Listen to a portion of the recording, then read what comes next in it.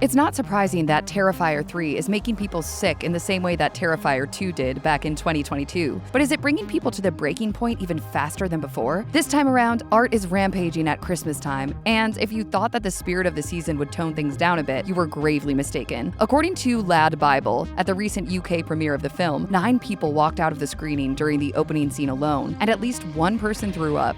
That is so messed up!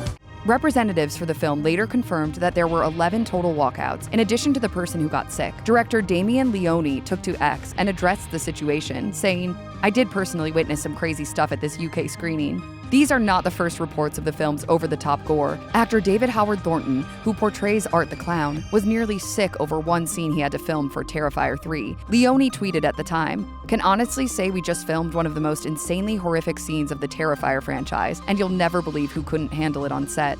Thornton later admitted that it was him and added in a thread, "This was the first kill that almost made me vom. That's a first." Those are the people making the movie. For certain uninitiated audience members, the sheer amount of gore in an unrated slasher such as this is going to come as a surprise. Without getting into spoilers, we can confirm that the opening minutes of the film are rather disturbing. Hardened fans of horror, and this franchise in particular, are likely anticipating that. Casual viewers, on the other hand, need to be prepared for what they're about to get into. Leone previously warned us in an interview with The Independent, "If you thought Art the Clown's reign of terror in Part 2 was extreme, you haven't seen anything yet."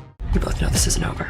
This is why he avoided making a sequel with a major Hollywood studio after the success of Terrifier 2. He wanted to keep the franchise as gory as possible, and Hollywood studios weren't having it. As he told Lad Bible, "I got to meet with studios, like legit Hollywood studios, who wanted to make Terrifier 3. I knew they weren't going to let me make this movie based on the first pages. Like, that's how insane Terrifier 3 is." The official Terrifier 3 social media accounts recently posted an in-theater message that reads, "Warning, this film contains extreme violence and excessive gore. If you are feeling unwell, please find a member of staff. Staff trained in first aid are on site." Those involved in making and distributing the film are doing their best to prepare audiences for what's to come, which is not for the faint of heart. To that end, the reviews for the film have been largely positive, while also highlighting the extreme levels of gore. SlashFilm's own Jacob Hall gave Terrifier 3 a 7 out of 10 review out of Fantastic Fest, while also cautioning, "It's the gore that will test most viewers, fascinating some and sickening others." The walkouts are only going to further encourage the intended audience for this film. As Terrifier 2 proved, that audience is surprisingly large. At the same time,